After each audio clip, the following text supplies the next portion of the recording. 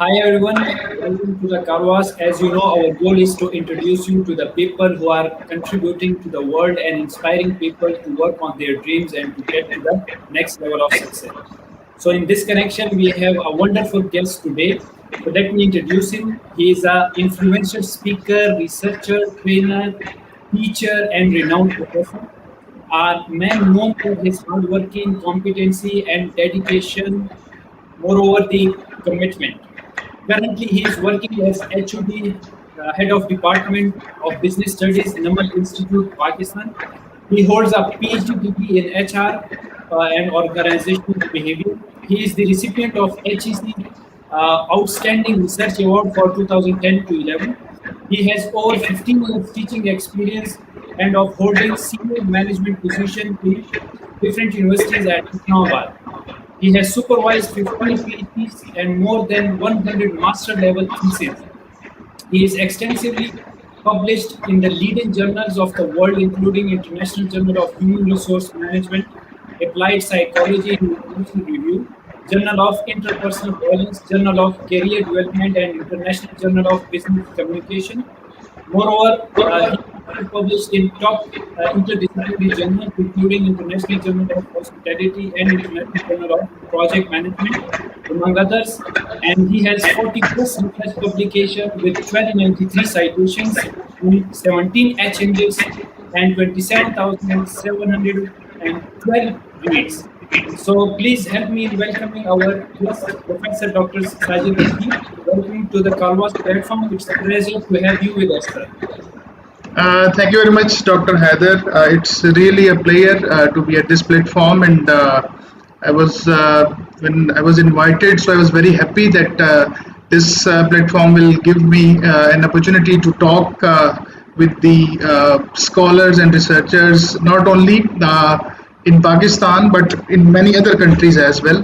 So that's why I was excited to be part of this forum, and I would again thank you. And you're really, I've seen different activities which you are performing at this platform, and the experts. I've heard their lecture. So I think this is a wonderful contribution by this platform, and it is really helping students. I've discussed it with some students as well, and even I recommended your link to them, and they say that you have always tried to bring very good researchers at this platform, and the lectures are really helping them.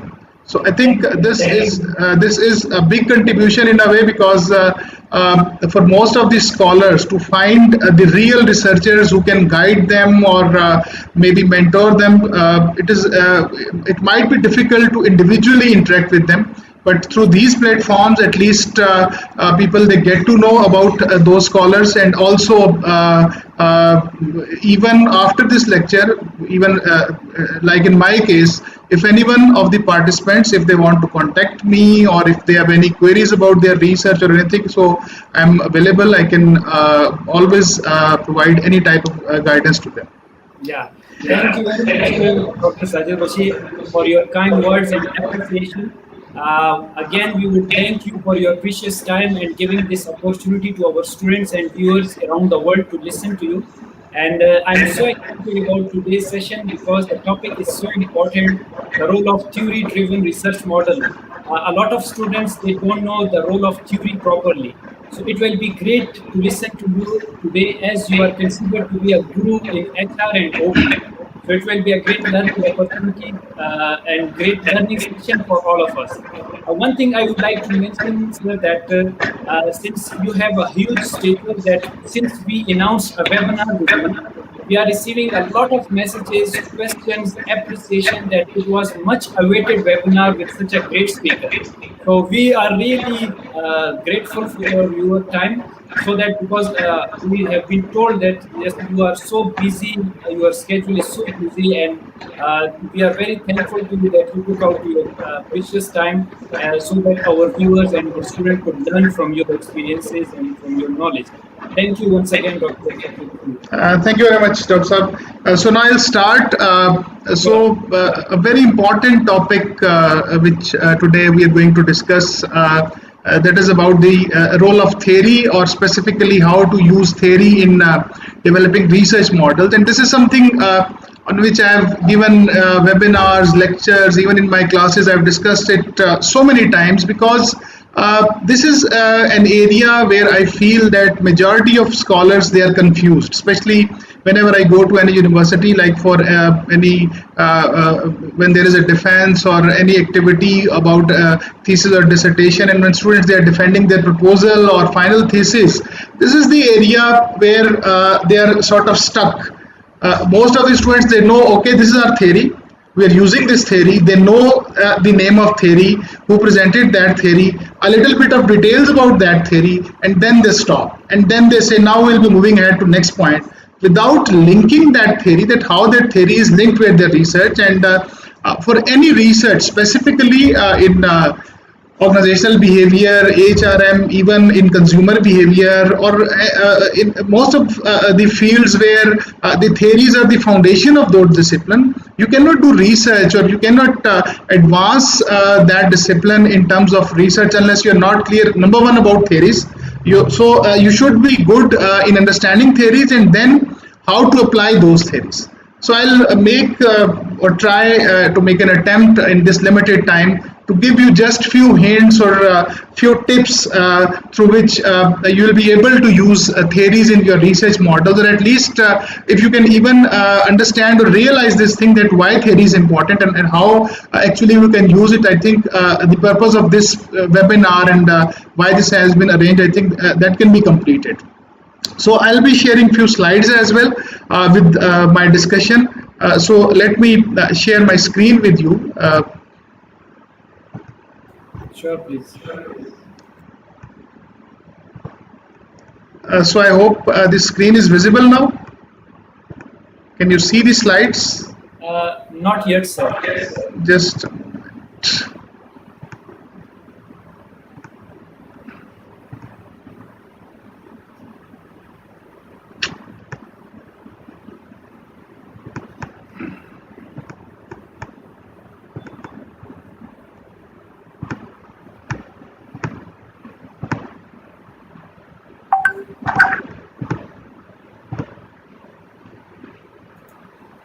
can you see it now?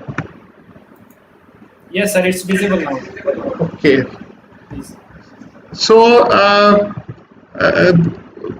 this is our main topic on which we'll be discussing. So Dr. Sab, in case there is any problem or you cannot see the screen, then you should tell me immediately. Now I hope it is visible. Yeah, it's everything is fine.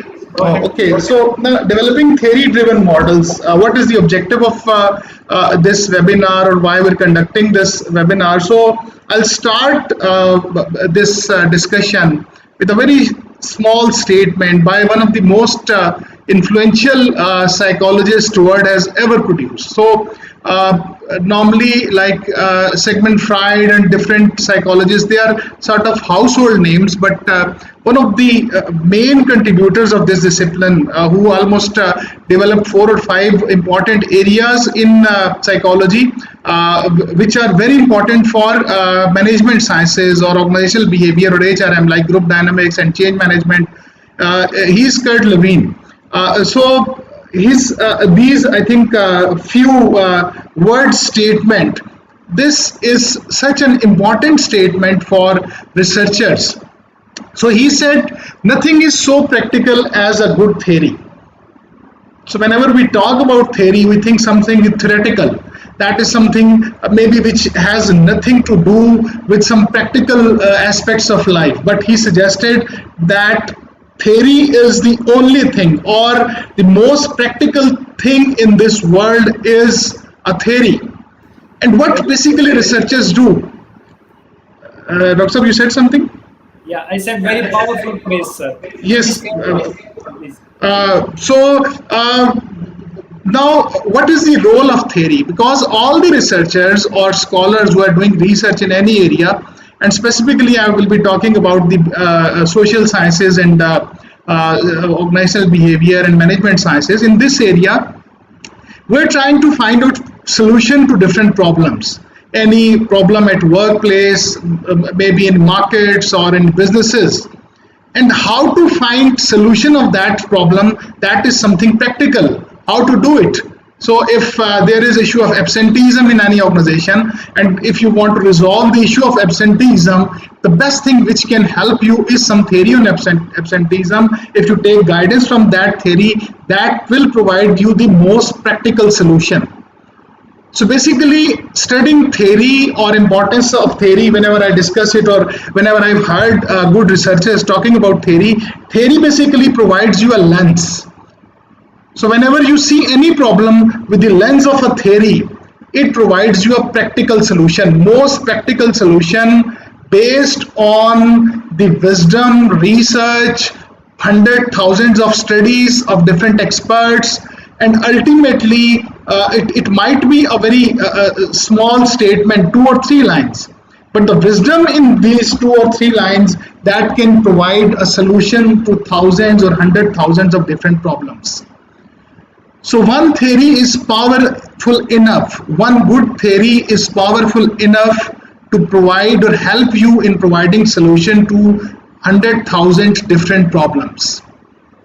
And the basic thing in research which we do as a researcher is to identify some problem. So people who are doing research, they must be having a problem statement, and then they say, okay, now we are going to contribute in this area in this way. But the most easiest way, or the way which should be used, or the way which is recommended to be used by all the leading scholars of the world or researchers, is that whenever you identify a problem, whenever you are looking at any problem, try to look it with the lens of a theory, theoretical perspective.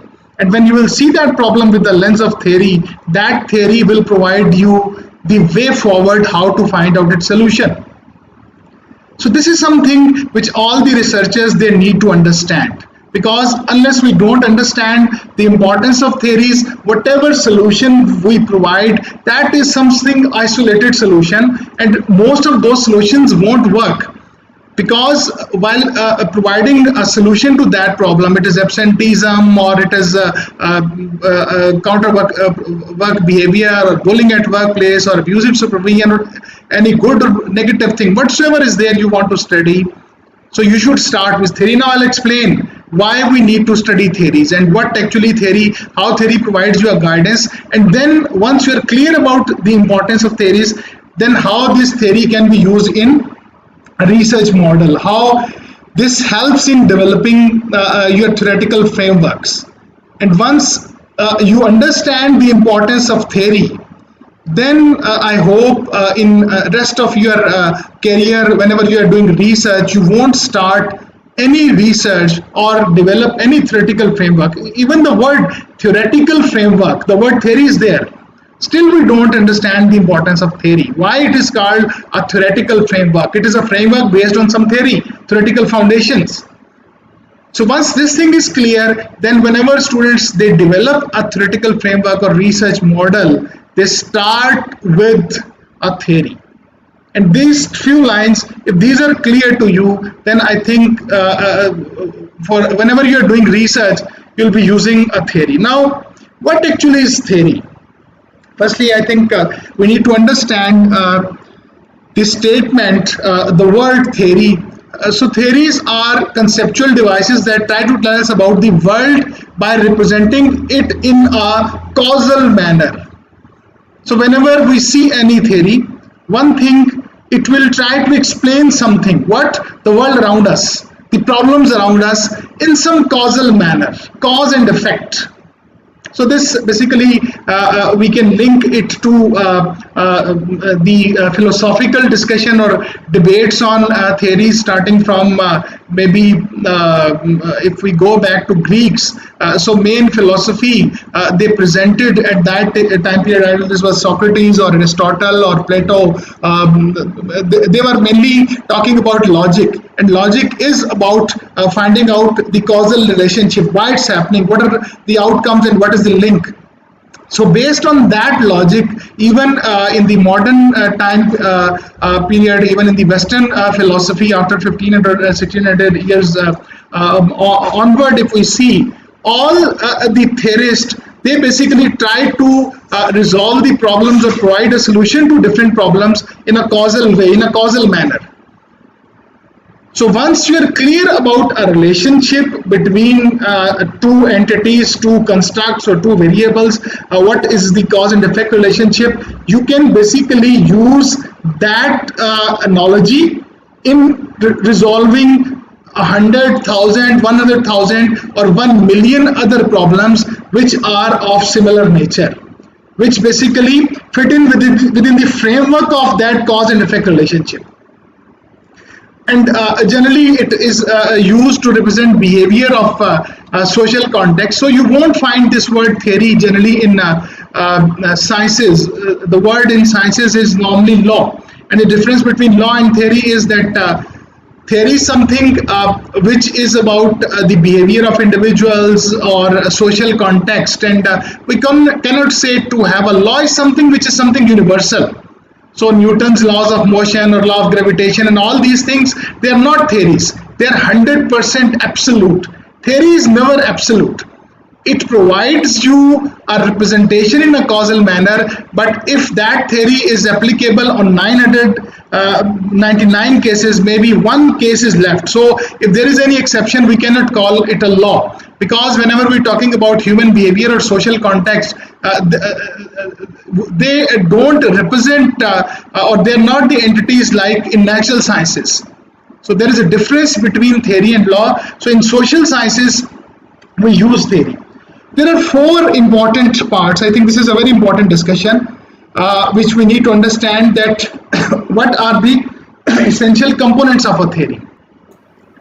So according to Dublin, a theory must contain four essential. Yes, sir. Sir, slides are not moving. Slides, I'm moving them down, but you cannot see them. Yes, sir. Then there is a problem, maybe. Yeah, sir. Just a moment.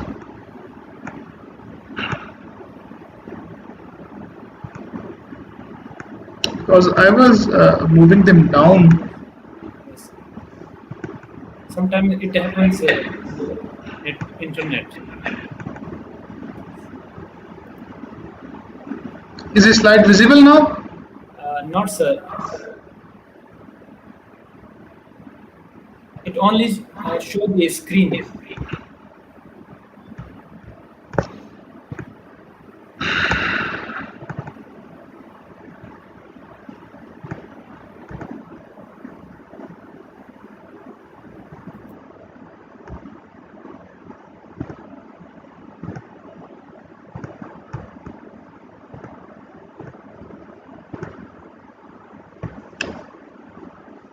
Can you see it now, sir?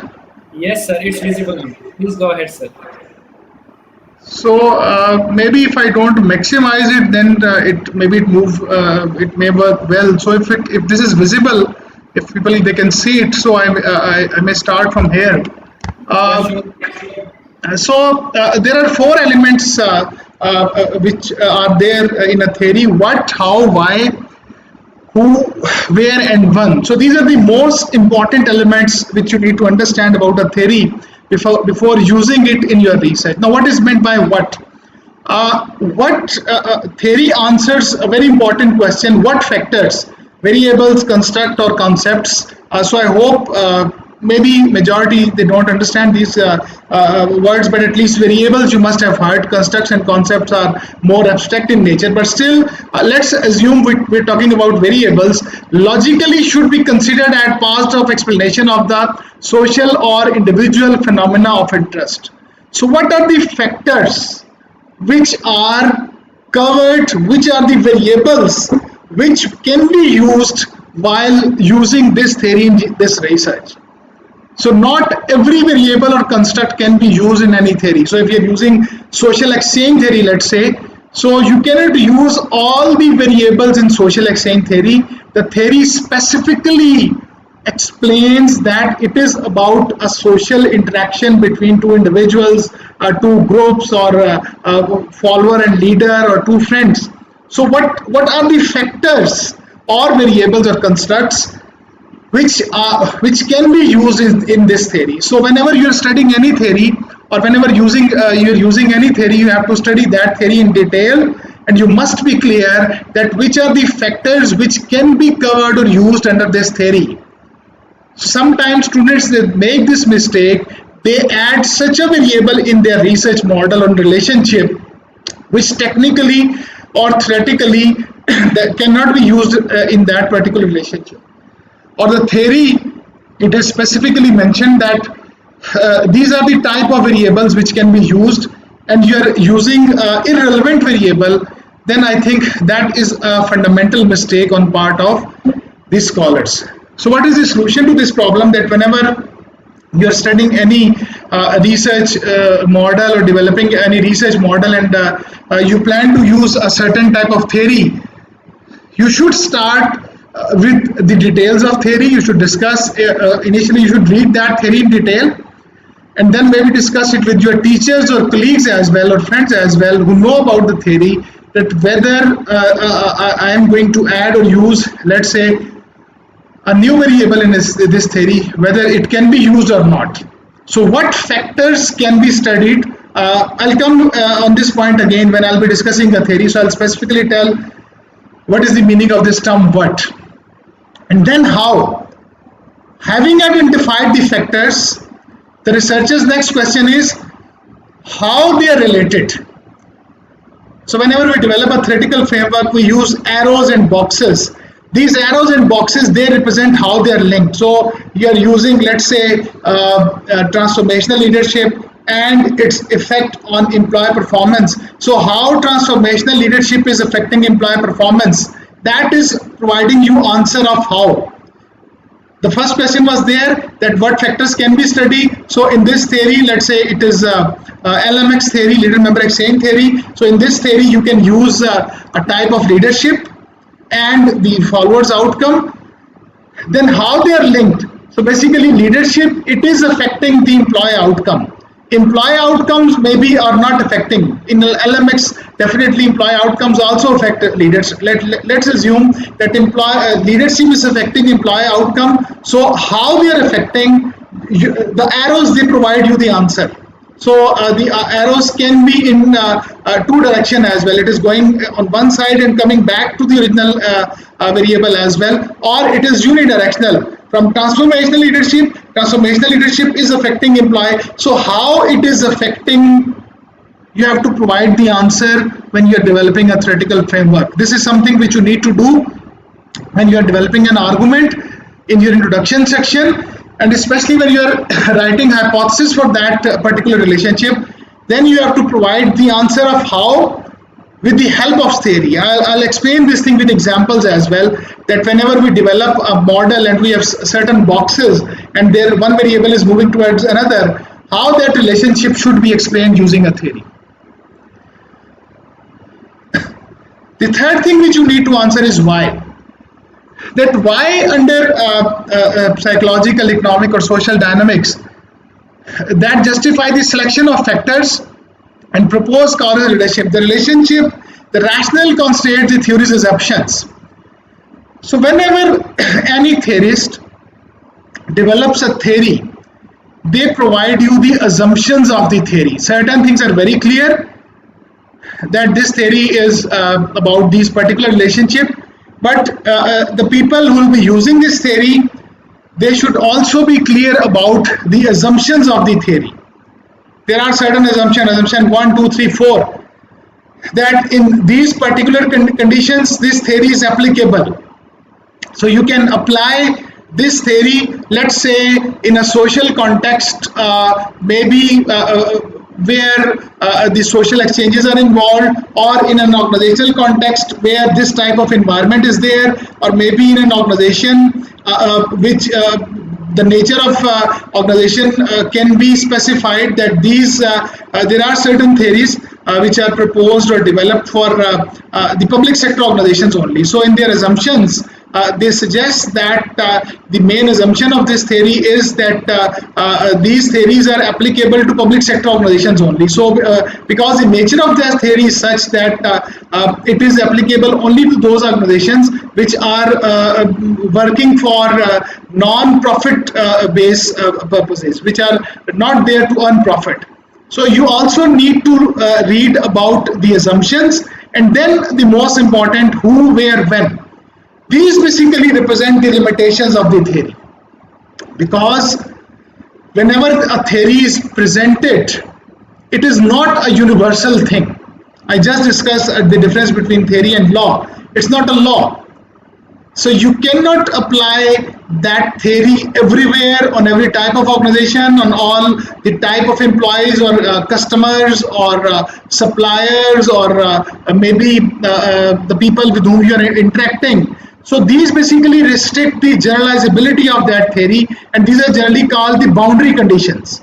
These are the boundaries of this theory. You can apply this theory only under these boundaries. So basically it is linked with assumptions.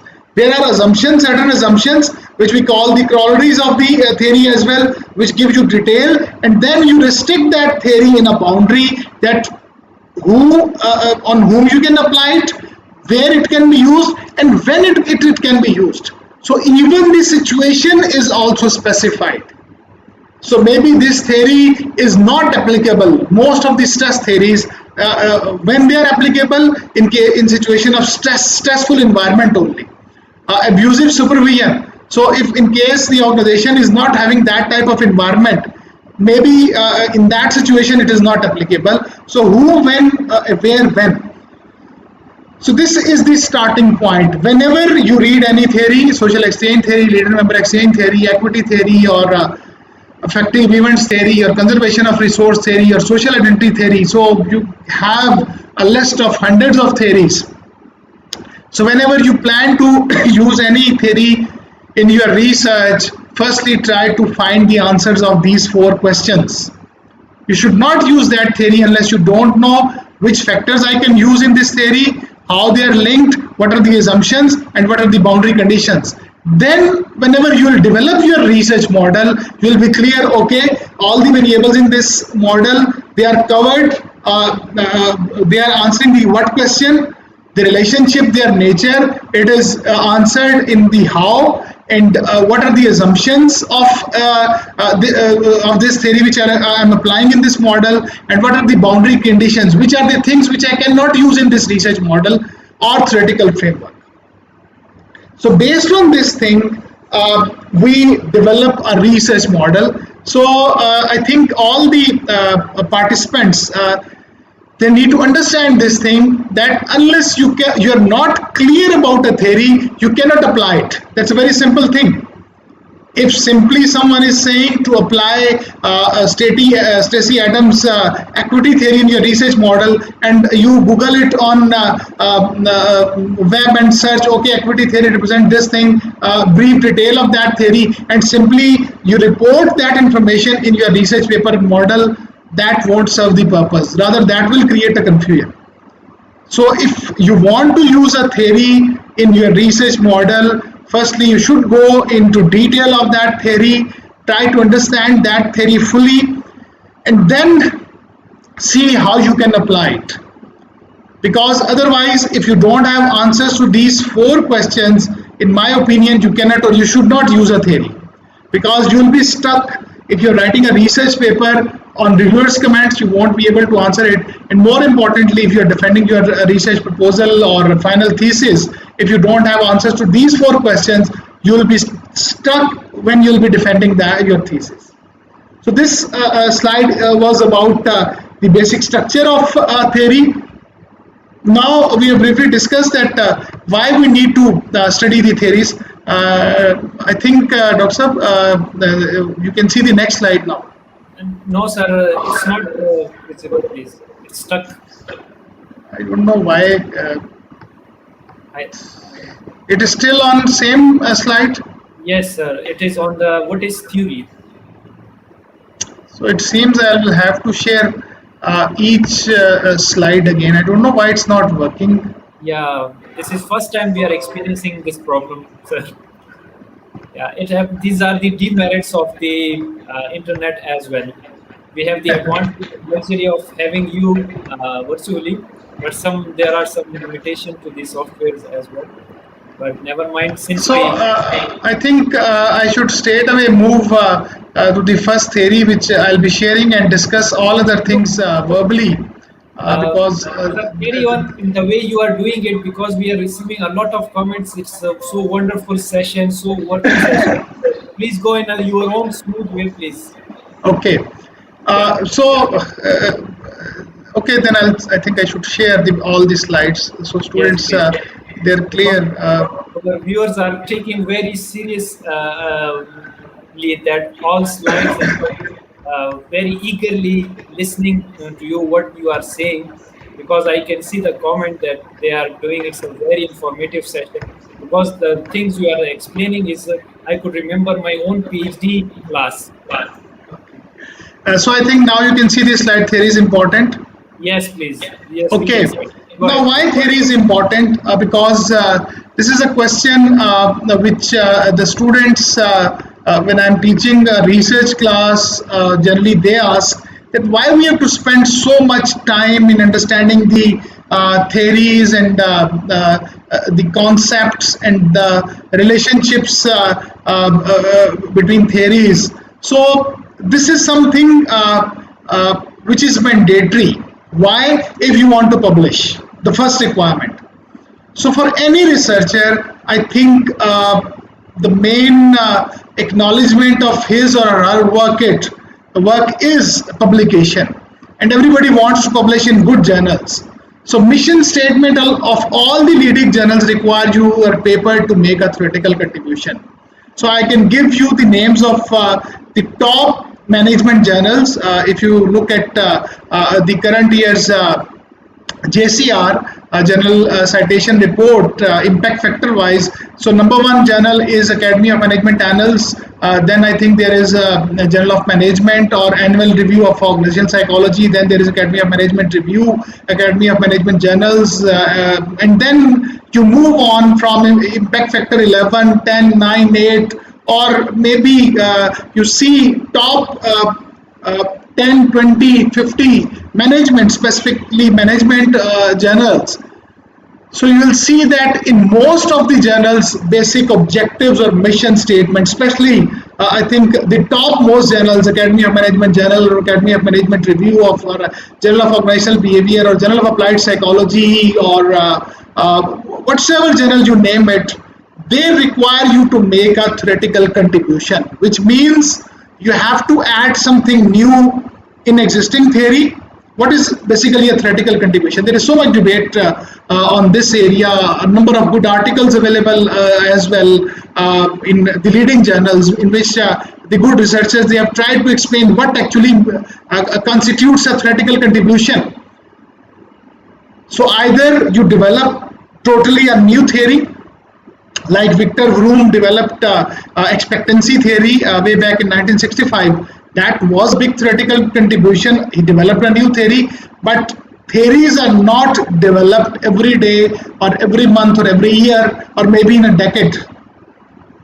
We are in 2021 and most of the theories even still we study the most important ones, they were developed way back in 1960s, like equity theory, expectancy theory, or social exchange theory. Then we moved to 1970s self-determination theory and prismatic leadership theory. Then we moved to 1980s. We read about leader-member exchange theory or transformational leadership theory, and so on. So maybe in one decade we find 2, 3, 4, 5 very good theories, and there are other theories. So it's a very difficult thing to develop a new theory. Then how this process of theoretical contribution it moves on, that is through theoretical contribution. In if one theory it was developed by maybe Homans and Blow, social exchange theory in 1959 and in 1964, then after that time period from 1959 onwards till today, people they are or scholars they are contributing in social exchange theory through their studies. They are adding something new, maybe a very small thing they have added, but they are making theoretical contribution. So the best theoretical contribution which we can do is to add something in existing theory, and all the journals they require you to contribute to have a theoretical contribution. So you cannot have a theoretical contribution unless you don't understand about theories. This is the leading reason of our manuscripts or papers rejection in top journals.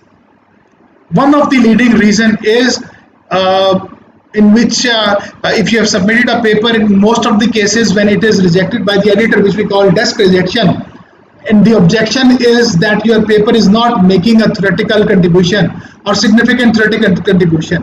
And even if that paper goes to review, like I've written, editors ask for theory, reviewers ask for theory, and if you are doing thesis, examiners also ask for theory. Specifically in your PhD, I don't think you can do a thesis without having a theoretical contribution. And we also use theories in our daily lives.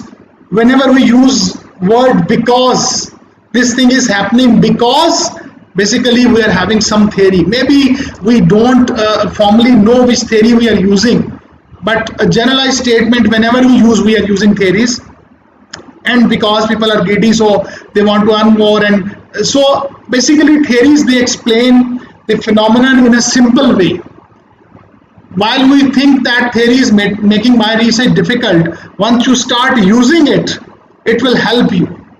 It will help you in solving the problems which you are facing. So I think in whatsoever field you are, my field is organizational behavior and HRM. So all the students of organizational behavior, human resource management, social psychology, industrial psychology, they must be familiar with the leading theories of your field. You must have awareness that which theories are there. Although there are so many theories, you cannot even remember their names. But what are the key theories? You must know those theories, and the key problem areas which are being studied these days, specifically in last 5 years, which theories are generally used to support them. So generally this thing should be covered during the coursework of your master's degree or a PhD degree. In the coursework, theories, good theories must be taught, so students, they can use them in their research. But this is very important. If you want to publish, if you want to do good research, and even if you want to do thesis, you need to understand, number one, the theory, and then how to apply it in your research. So moving forward, if I share the next slide, because I'm looking at the time as well. I have some examples as well, which I need to explain. But this slide again is very important. I think I should share it as well. That is about the theoretical contribution. Because unless we are not clear about this thing, that what actually is a theoretical contribution, it's very difficult to move ahead. And So what actually is a theoretical contribution? I hope Dr. Sab, this slide is please carry visible. on. Yeah, it's visible, and carry on, please. So like the few words line by Kurt Lewin, this line by Poincare in 1983 is again very important to understand what actually is theoretical contribution. Science is facts, just as houses are made of stone. But a pile of stones is not a house, and a collection of facts is not necessarily a science. I think if you can understand these lines, or whenever the students have seen, they understand these lines, they start doing very good research. So just like a pile of stones is not a house, a pile of literature citations is not research. That we need to understand. Theory helps us to build a house, do a research in a logical manner. Like whenever anybody sees a research paper, it appears in a systematic way just when you see a house. So if you have a pile of stones and you say this is my house, nobody will believe. They say it is not a house, this is just a pile of stones. And without having any logic or theoretical background or theoretical underpinning or the answer of that thing, why, how, when, where, if you just assemble the citations from 1000 research papers and you say, this is my argument, that will appear to me, to any teacher or to any reviewer or editor, as a pile of stones. And we say, I have worked so hard, I have studied so many papers, I have cited so many studies, then why my paper is not accepted? Why my supervisor is making me to work again and again? This is a common, I think, complaint by the scholars initially when they start research.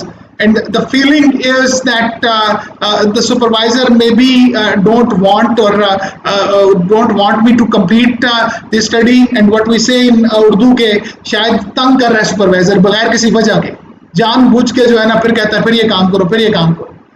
But the problem with your research is that whenever you submit that assignment, so you have written so much, and when supervisor looks at it, or when you submit it to any journal, the editor looks at it and he says, for him that is a pile of stones, for you it is a house. So it is the issue of perception, and the perception can only be changed if both of you look that issue with same lens, which I said, theoretical lens. So theoretical lens helps you whenever you look your citations with a theoretical lens, it will appear. Maybe with the naked eye, when you see those citations, they will appear to you as a very good research.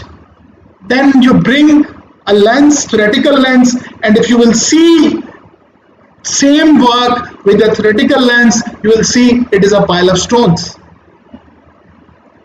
This is the most important point for writing, I think. Introduction of your study and then literature review. If you can understand this thing, literature review is not just reporting citation 1, 2, 3, 4, 5. So I have cited 100 papers. There is no logical relationship. One citation is not linked with the second one. The citations in one paragraph, they are not presented in such a way that they present something logical. They are not integrated well.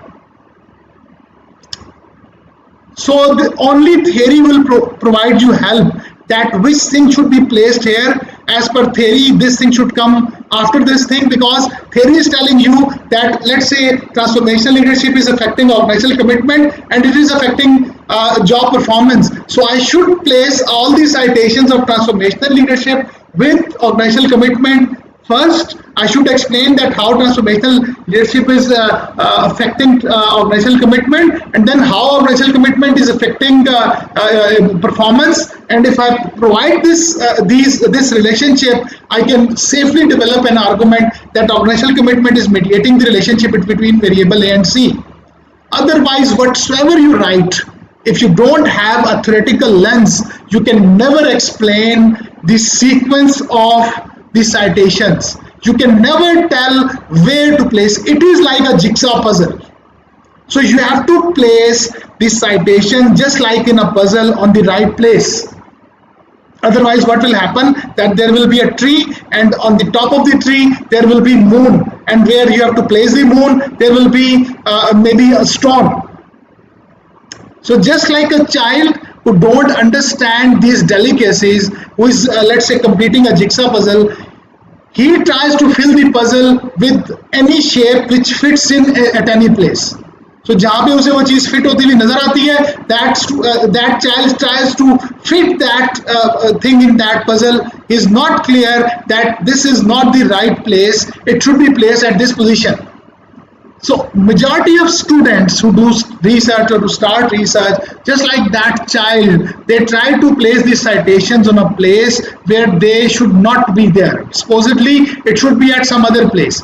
And when someone is reading, no flow is developed, no logical sequence is developed, because logical sequence can only be learned when you are clear about theory. Once you are clear about theory, theory tells you logical sequence. I'll discuss affective event theory. So affective event theory tells that there is a certain workplace environment. Workplace environment will lead to workplace events. It will lead to emotions, triggering of emotions, and emotions will lead to attitude and behavior. So now I know if I'm using effective event theory, how I have to develop my argument, how I have to move ahead, which thing should be stated first, and then how I have to move ahead. So this is the objective of today's webinar, the most important objective. How to use a theory while developing your research model. You have to ensure this thing, you have to learn this thing, you have to learn this art, that your paper, it should not appear as a pile of citations. Until you cannot do it, you can never publish in good journals. Until you cannot do it, you cannot be a good researcher. This is the art which you have to learn by all means. And unfortunately, I have seen that in most of the universities, when research is taught, it is more about the selection of research model. Okay, place this variable here, this is mediating, this is moderating, this is the outcome. And then the whole discussion goes, okay, I'll be collecting data from so many people, and the rest of the semester is spent on analysis. Mediation, moderation, correlation, beta, R square is high and beta is significant and correlation is significant, and we're concerned about these significant values on these sterics or all these things, but we don't consider what is in the beginning. So whatsoever analysis you do, you collect data from 1000 respondents. If the foundation is weak, the editor of the journal or reviewers, they don't see the analysis. They will start from the first chapter. The sequence is introduction, literature review, methodology, and analysis. So the most important thing will come first. So if argument is strong, if theoretical contribution is there, then maybe they can recommend the changes in methodology and analysis. Maybe you do this analysis. But if the argument is wrong, and if the analogy or logic is wrong, whatsoever you do analysis, that holds no value. So now I'll explain with some examples, with some theories in different studies, how these particular theories were used, and I think they'll be helpful to explain as well to the students that whenever you're using the theories, how these can be used. So I have given these lectures in different workshops and in my classes as well, in research classes as well, to PhD students. So normally I cover this topic of theory and theoretical contribution in at least 4 to 5 lectures of 3 hours. So in that lecture, generally there are a lot of theories. At least we study with 20 examples, 20 top theories of HR or management. But here it's already 6:50. Well, I'll try to explain it with the help of 2 or 3 most important theories, that how these theories are used to develop a theoretical framework. So let me share these slides again.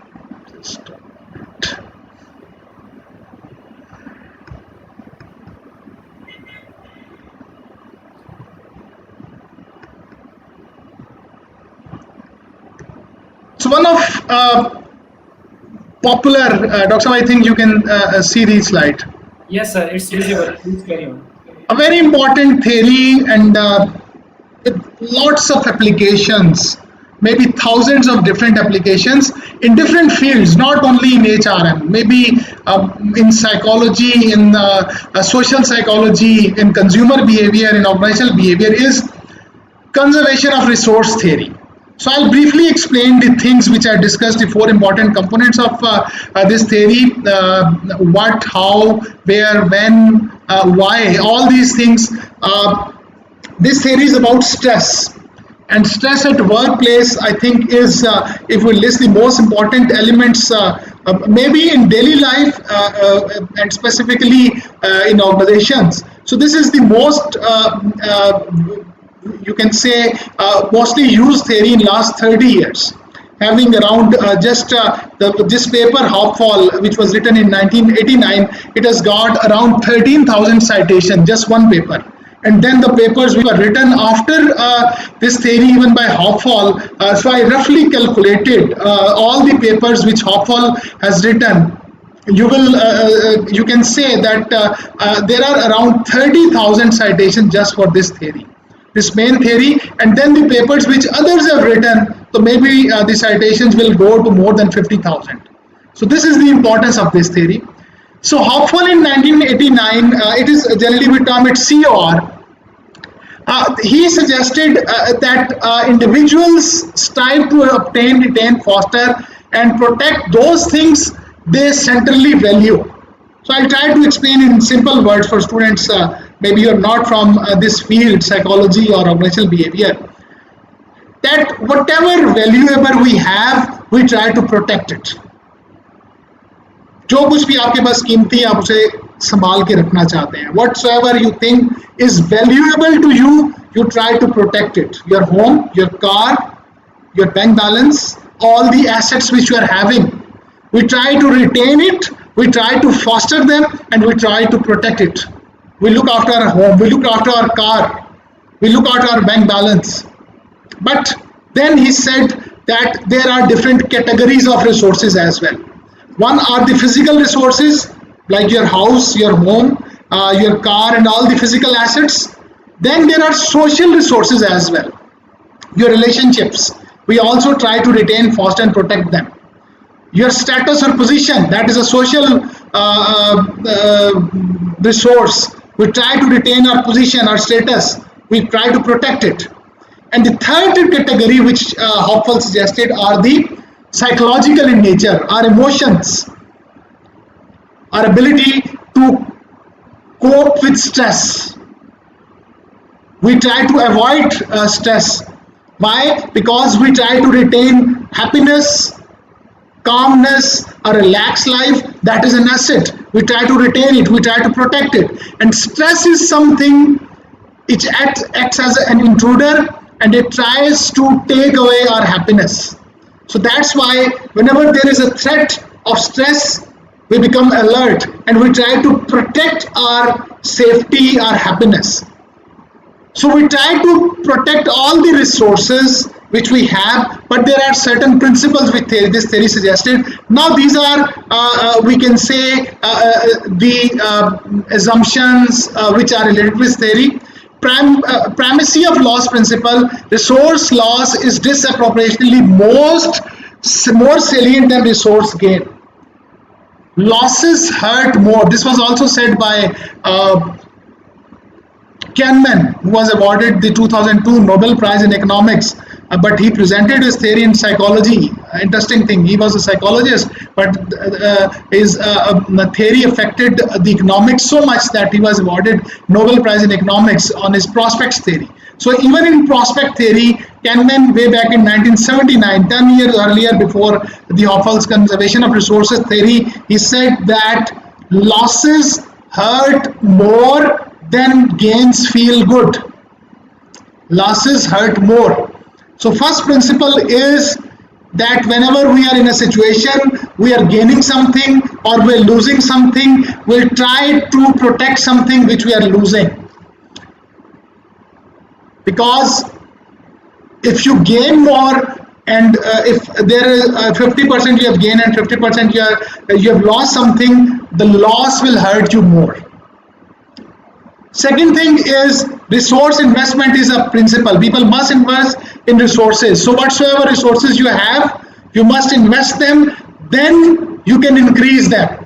So if you have bought one house, you have to invest to increase your this resource. If you have relationships with people, you have to invest in those relationships. Similarly, if you are happy, you have to invest in all those activities which can keep you happy. So you have to invest in these resources so you can take benefit of these resources in your life. Third principle is gain paradox. Resources gain increases in salience in the context of resource loss. That is when resources loss circumstances are high, resources gain become more important, they gain value. Now this is again a very technical point. I'll briefly explain again because of time constraint. When it is confirmed that in the contents of resource gain, when you are sure that there will be a loss, I'm in a loss situation. So I think in Urdu we can explain it with a quotation, "Dubte ko tinke ka sahara." So when you are drowning, even a small thing can be of much valuable for you. So when you are in a loss situation or total loss situation, even a small gain will be valuable to you. It's a very important thing. So while explaining these theories or even the prospects theory, let's take example of time. So we are sitting here and we'll be discussing about these concepts for 90 minutes. So we think 90 minutes is a very small time, and it will pass on, and it's a very just 90 minutes सिर्फ 90 minute की बात है. But for some people, and if again I would relate it with a verse of the Holy Quran as well, that when a person is dying, at that time period, that person begs to Allah to just give me a moment, a more moment, so I can do these things now. So a dying person is in a total loss situation. He's going, and in that situation, a second, a minute, 90 minutes maybe for him is more valuable than we value here. So if a person is dying and is told that you are getting 90 extra minutes, imagine those 90 minutes are so much valuable for that person. Those 90 seconds can be so valuable. The person might say in that time period, maybe I get a chance for repentance and मैं तोबा कर लूँ शायद इस time period में. उसके लिए कितना important है. And for us, maybe 90 minutes or a month or 2 months, we say 1 month is passing, 2 months are passing. So in loss situation, our perspective about gain, it changes. And fourth principle is desperation principle. When people resources are outstretched or exhausted, they enter a defensive mode or preserve the self, which is often defensive aggressive. Yes, when all the things which you have are lost, or you are in a loss situation, you become defensive or aggressive. So if a person is in a stressful situation and stress is so much that person is unable to cope with that stress, generally we see aggression in that person. It's a very important issue in psychology. The aggressive behavior generally is a reaction of something. So I'll end this slide here because this is such an important or amazing theory. We can discuss it for classes, but this is the main theory. So the context of this theory is that we try to conserve our resources. Whatsoever resources are there, we try to avoid losses, but in situation of losses or more losses, even the small gains, they become important. Now this is the theoretical lens. If you're clear about this lens, now how to apply it in a research model. So number one, I should be clear in which type of studies this theory can be applied. In situations where is any type of threat is there to our resources. So when we're talking about psychology, maybe we are concerned about the physical resources as well. That also causes stress if you lost something. But if I apply it on workplace, so at workplace, what are the threatening situations to me, physically and psychologically as well?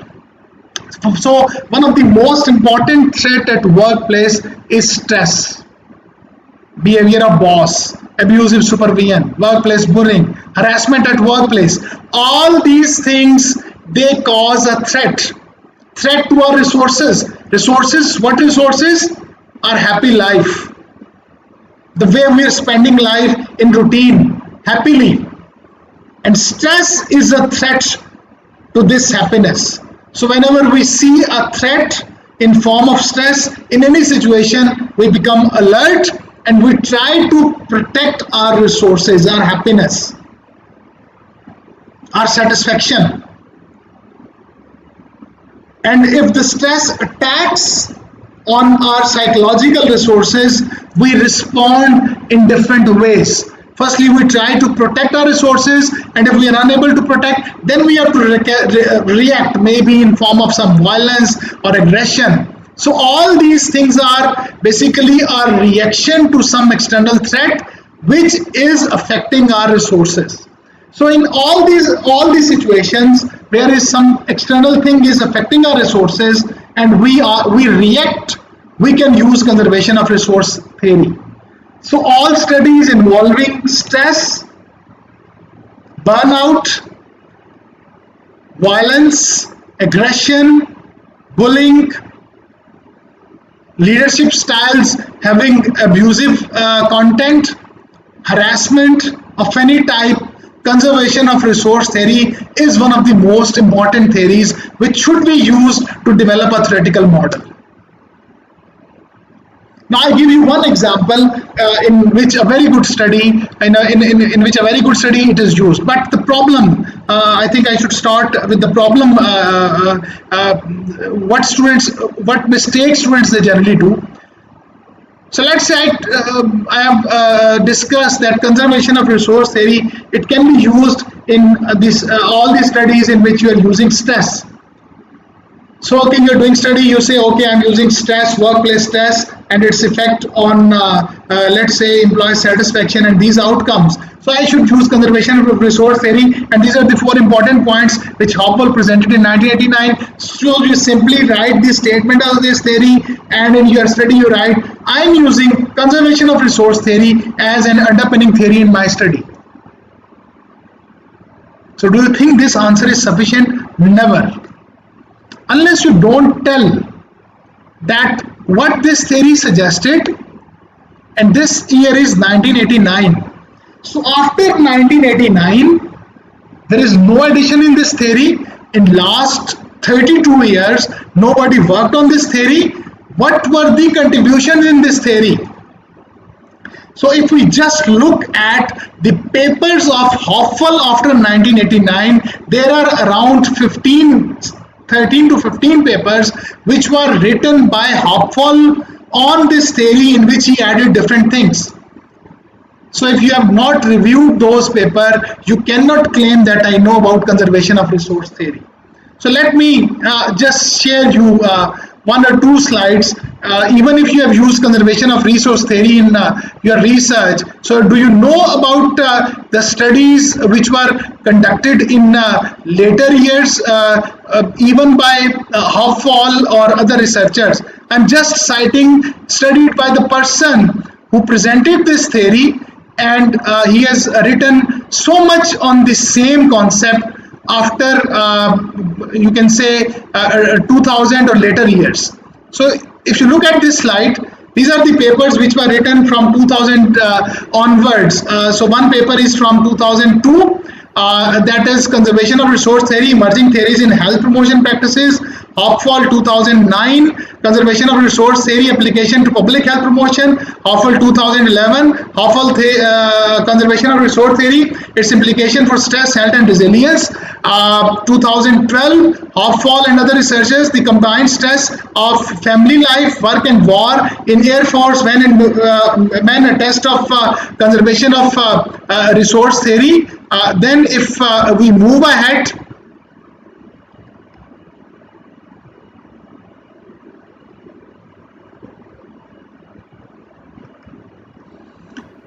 Hopewell 2004, commitment, psychological well-being, job performance, conservation of resource theory. Hopewell 2004, again organizational stress through the lens of conservation of resources. Hopewell 2010, conservation of resource theory and research in health system.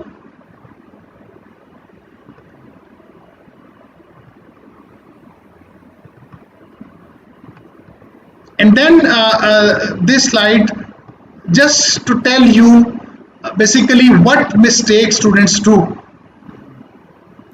2017, Hopewell, conservation of resource theory, the handbook of stress.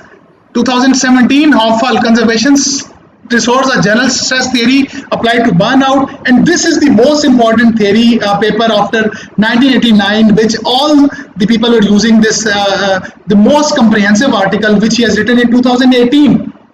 Conservation of resources, the reality of resources and their consequences. annual review of organizational psychology and organizational behavior. This journal currently is at number 2 in impact factor list of management sciences, having impact factor of 10. So imagine if a student comes, I'm using conservation of resource theory and citing Hopfall 1989. And if I review it, or any reviewer review it, or any teacher reviews it, will that appear as a pile of stone or something logical? You have not read anything about conservation of resource theory. Even by Hopfall, I have not cited 10,000 studies, 30,000 studies which have cited Hopfall study. 12,000 तो direct citations है इसकी. जो पहला 89 का paper है, 12,000 citations are just for that paper, and then papers written for conservation of resource theory, it will be more than 100,000 citations. I'm just telling you about the papers which were written by Hopfall, the person who presented this theory. They are around 13 to 15 papers. So how can you say you are using conservation of resource theory in your model if you are not clear about the theory in itself? So the first requirement is to understand that theory fully. For that you need help of your teachers. You need to discuss it with the experts. Even you can write to Hopfall. I was not clear about some concepts in theory of planned behavior. So I sent an email to Isaac Edson, who presented that theory. And he answered me, I think, within a day. And he said that if you read my this book, which I have written in 2011, all your queries will be answered in that book. So even you can write to that researcher as well if he is alive, that can you guide me that which papers can help me. Ideally, the teachers in your university should be able to explain it. And then I think if you can ask the expert, they can help you. So the first principle of using a research model based on theoretical framework is to understand theory fully. Then you can apply it. Now we'll see how this theory is applied by some researchers in a research model, and what argument they have used to sort of study this theory in this research model. So if you look at this research model, I hope it's visible. Yes, sir, it's visible. So in this particular research model, the researchers, they say that obsessive work passion, so emotional exhaustion. Why this? We also talk about novelty. Now they have developed a very novel perspective of conservation of resource theory. Generally, we say that if there is a threat, then we are emotionally exhausted. But they said that obsessive work passion, it's a very important variable even for researchers who are doing research. If you look at this variable, you can do very good studies. Some of my students, they are working on this, but this is published in a research journal. They said that when you have obsessive passion, so that passion leads to exhaustion as well.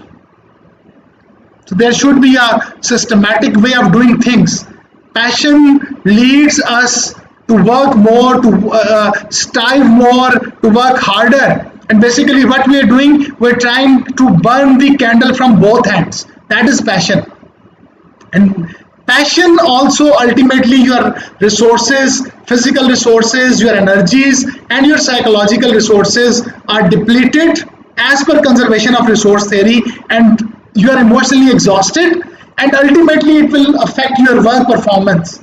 So even with having more passion, you can end up as a person having low performance. That's a very strange relationship and a very unique relationship as well.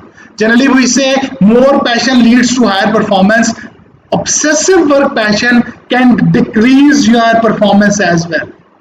So this study makes a very important theoretical contribution, that how passion can lead to decline in your performance, and emotional exhaustion, it can be used as mediator, and then they have used leader-member exchange as moderator. So if you have got this model and you are saying that I'm using conservation of resource theory as underpinning theory, if you don't explain it with the help of conservation of resource theory, this model is useless for me.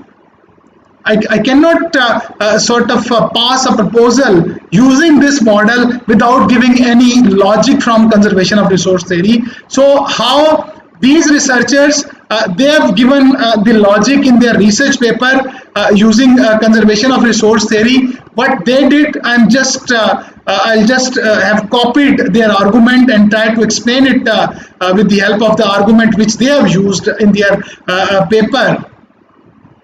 So this is their argument which they have used in their study. I think you can read it. So in this paper they say that we adopt conservation of resource perspective that has shown that emotional exhaustion is enduring state of emotional and physical depletion that has been consistently linked with OWP, that is obsessive work passion. Studies are there. CR theory closely related to stress and motivation in a particular relevant framework for issue of interest. Within this framework, we conceptualize OWP as a hindrance personal demand that is debilitating demand individuals impose upon themselves and with regard to work. As per CR, emotional exhaustion lead to ineffective work performance, obsessive work, passion, LMX, and work performance. So basically, this is the argument which I have used with the help of, this is written in a very professional way. I think as a student, you can write in detail that how obsessive work passion can be a hindrance and it can lead to emotional exhaustion. Further, CR theory contends that resources help individuals recover from strains such as emotional exhaustion. We focus on why they have used LMX as moderator. So how to use the argument for moderator with the help of a theory. So they say we focus on LMX as a form of social resource that can help employees compensate for the depleted personal resources and thus the negative performance ensuring from emotional exhaustion. So ensuring from emotional exhaustion. So if the leader is there and that is providing you a support, then this depletion process, he can help you to improve your performance. That's why they have used this as a moderator. Moderator acts externally and it basically either it helps, either it strengthens or weakens the relationship. Here it is weakening the relationship. So after emotional exhaustion, if your performance is declining, if you have got a good leader, then this process, it can be slowed down. Specifically, we expect that when individual experience low emotional coping and performance, and resources may not be necessary, but when individual experience high emotional exhaustion, resources become critical. By providing a COR, conservation of resource view on the performance implications of obsessive work passion and considering emotional exhaustion as mediating mechanism and LMX a boundary condition, the current research shows how when OWP relates to work performance, thereby adding more nuances to our understanding of this issue and enriching the nomological network OWP. From a practical standpoint of view, our research provides suggestions. Now, again, recall the statement of Kurt Lewin, there is nothing more practical than this theory. How this theory is providing a solution to problem, suggestion on how managers can mitigate against the negative performance implications that could ensue from having obsessively passionate employees, specifically by developing and maintaining high quality relationship with the employees in order to manage their performance. This is the theoretical underpinning. All the participants need to understand that a theoretical framework or a research model is incomplete until you don't support it with such lines, until you don't use the theory to support your research model. If you simply develop a research model and if you don't support it like these 2 or 3 paragraphs in your introduction or in your literature review, that model is having no value. And again, that is a pile of stones. These lines basically tell you that it is a house, it is a research model, and it is fully supported by these studies. So this is one example, I think, which I have used to explain that how you can use a theory to support a research model, what you actually need to do. So again, I will repeat. Number one, try to understand that theory fully. Try to understand what is the current status of that theory, what researchers are saying today about that theory, what are the most recent studies on that theory. Then see your problem. So these researchers, they were concerned that if there are employees having obsessive work passion, they are obsessive about their passion. So if you don't channelize their energies, they will exhaust just like a race. शुरू में अगर बंदा बहुत तेज भागना शुरू कर दे वो जल्दी एग्जॉस्ट हो जाएगा.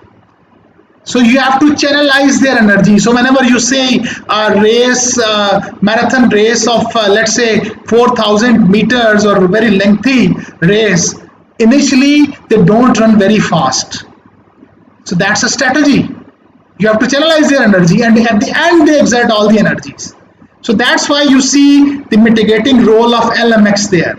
The leader has to intervene, so the person don't exhaust all the energies and performance don't decline. Now see the importance of practical implication of this study.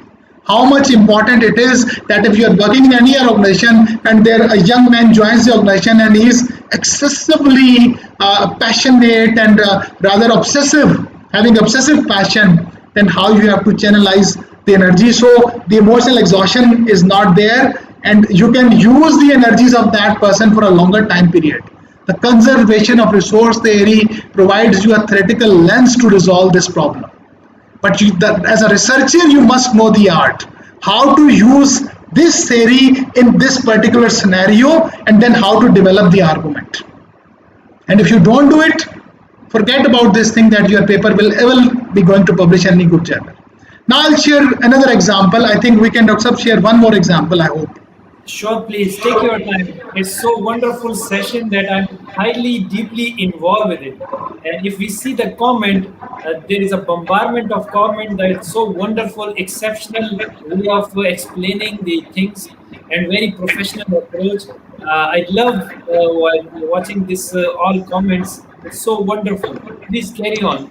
Okay, Dr. Sab, now I'll just explain with one more theory, although I've got a list of many theories, and for that I would request you to have maybe some detailed or more sessions, maybe then we can discuss it, because one theory normally when we're discussing it in class, it takes 1 or 2 classes. Conservation of resource theory is such a comprehensive theory that even to explain this theory, its assumptions or boundary conditions, Hoffall is consistently working on this theory, even challenging his own thoughts which he presented in 1989 and presenting new views. So we have to at least see his opinion. So for that purpose, I would again recommend to all the scholars to use this theory and must read the 2018 article. That is, I think, the what we say on a cake, the topping on a cake. The most important things he has suggested in 2018's paper, that what basically today he thinks about conservation of resources and how we should be using it. So the other theory, again a very important theory, is effective event theory.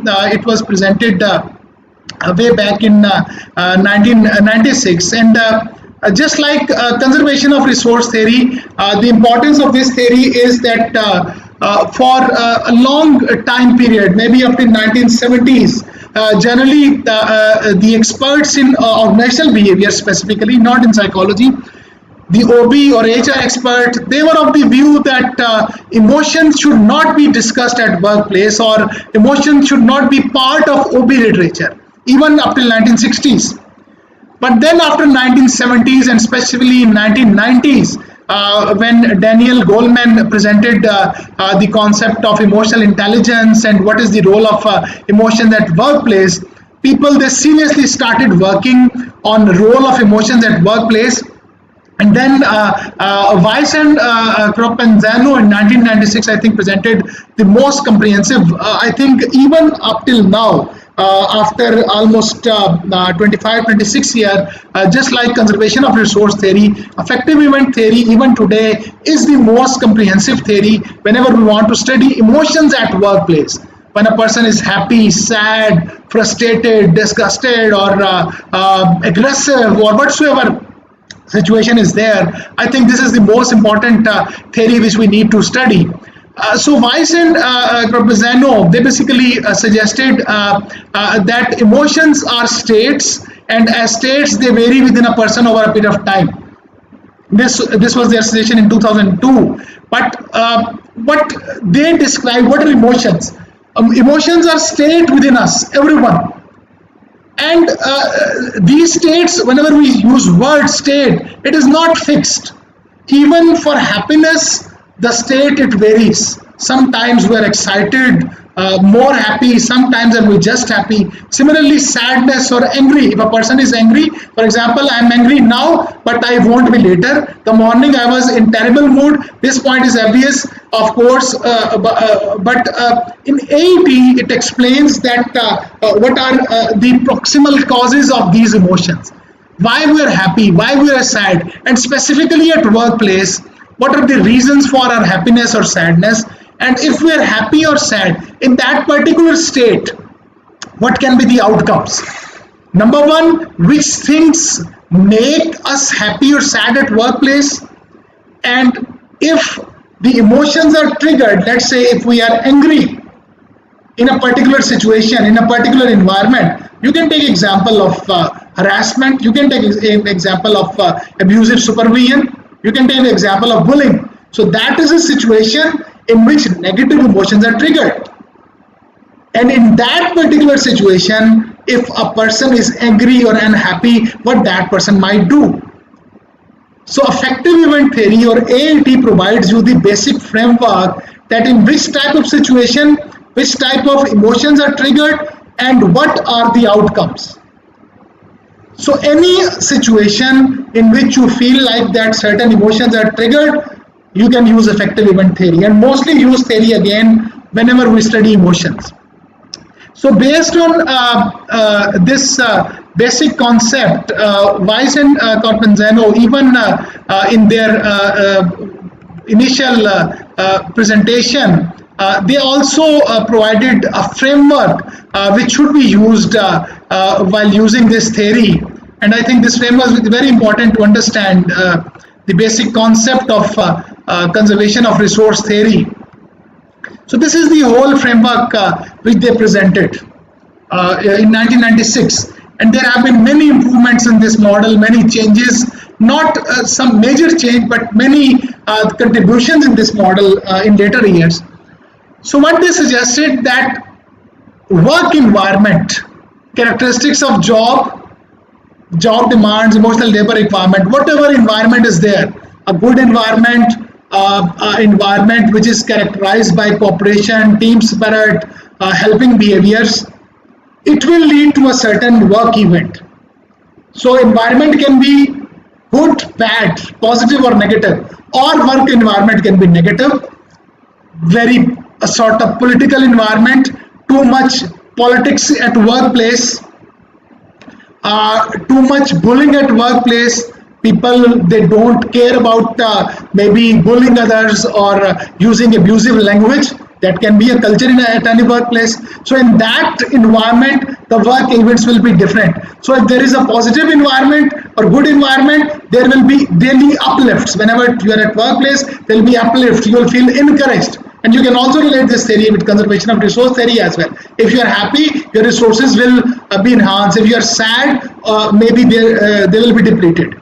And in case the environment is not good, let's take example of abusive environment or workplace bullying or harassment at workplace, there will be hassles at workplace, negative events.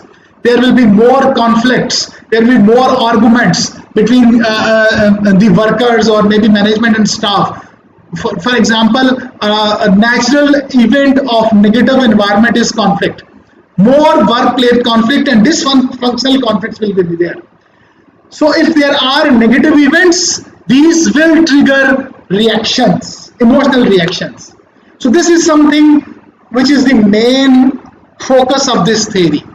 Emotional reaction. Before this theory, there is no theory which has so comprehensively linked emotion with workplace. So conflict will lead to negative emotions, and if there are uplifts and encouragements, it will lead to positive emotional happiness and excitement and all these things. And then they suggest that this is sort of mitigated or affected by a relationship with the individual's personality. So you can see a Big Five model. In Big Five model, there is a personality attribute which we call neuroticism. So in case there is a negative workplace event, conflict is there, a person who is neurotic, this process is further sort of intensified, and the emotional reaction will be more severe or more intense. But if a person is emotionally stable, then maybe that is mitigated and emotional reaction is not that strong, and that reaction will lead to job satisfaction. Is basically used to describe attitude and performance at workplace. Now I want to study this model. I want to use effective event theory in my research, how to use it. Number one, the suggestion which I gave you, 1996 and 2021. It's almost 26 years. So firstly, you need to study about effective events theory in detail. What are the additions over a period of time after 1996? What is the current state of this theory? What researchers are saying currently about this theory? Then your problem. So maybe a very important area or topic which is being studied throughout the world, very common phenomenon in Pakistan, maybe the issue of workplace harassment. We want to study harassment at workplace. And this is a topic, I don't know people why they're reluctant to work on it. Some people, they have worked, and I think people, they have spoken, they have given interviews or filled the questionnaires about this issue, that which type of issues the employees in Pakistan, they face it, and what type of things are there, or what are the outcomes. So maybe or workplace bullying, again a very important variable. We published on workplace bullying and its effect specifically on a sector, and it was published in, I think, the leading journals of the world, and that is Journal of Interpersonal Violence in 2019. That how workplace bullying, it is affecting different outcomes, and we used effective event theory in that model. So at environment, you place that particular environment. Let's say workplace harassment. Harassment is your first variable in your research model. Then you have to follow the theory for next variable. That is what citation I gave you. It should not appear as a pile of stones. What comes after the environment? It suggests event. So if you're using effective event theory, there must be some event. So harassment is causing conflict at workplace. That is an event. The first variable, the second variable. Now it will trigger some emotional reaction. You need support of this theory and citations, but I'm just giving you one example. So now if I'm using this theory, there should be emotional reaction. So this is triggering maybe negative affectivity is emotion, or workplace anger, or workplace frustration maybe that you are using here. So if you use this theory, you are using variable. Now my model is that in place of environment, I have got harassment at workplace. At work event, I have got conflict. At emotional reaction, I have got workplace frustration. And then at moderator, I need some personality attribute. So again, you can use locus of control, you can use neuroticism, you can use self-monitoring. That will depend on your argument and what you want to study. But you have to use a moderator here. And what outcomes you want to study? They have used job satisfaction and attitude. You can use cynicism. You can use commitment. You can use involvement. Similarly, performance. You can use any performance is representing behavior. Any type of behavior. It can be counterwork behavior. It can be OCB. So if I look now at my model all the things which Weiss and Zeno suggested, I have placed my variables with the help of argument from this theory, with the help of citation from this theory, and now when I'm presenting my model, the model which I am presenting, it is not saying work environment, it is suggesting the model which is there, it is showing harassment, conflict, frustration, cynicism, counterwork behavior, and locus of control. But when I present this model, I will say I have used underpinning theory of effective event theory, and the first relationship it explained by this theory with the help of these citation, the second, the moderator, the mediator, the outcomes. When you have got the argument for all the relationship, then it will be called your theoretical framework. Just placing the variables abruptly, this is my independent moderator mediator, and that does not follow a logic given by a theory, that will appear to me as a pile of stone. This is the most important thing which all the researchers need to understand. Editor will straight away reject your paper. Maybe he won't say harsh words, but the supervisors are there to say or use these words. They must tell you, you're wrong, you're using a wrong theory, you're using a wrong model, you're using a wrong variable. For example, in the same theory where I have placed emotional reaction, if someone places here personality as mediator and say that I have used effective event theory, how it can be used? We are going against the basic assumptions of effective event theory. They suggest that personality can be used as moderator. Even in normal studies, we cannot use personality as mediator, but there are certain scholars, big scholars, they say, because in effective event theory, nobody has ever used personality as mediator, so I am using personality as mediator. This is my contribution. That is not a contribution. That is a blunder. That is a pile of stone which you are presenting. So if you present it to editor, he will reject your paper.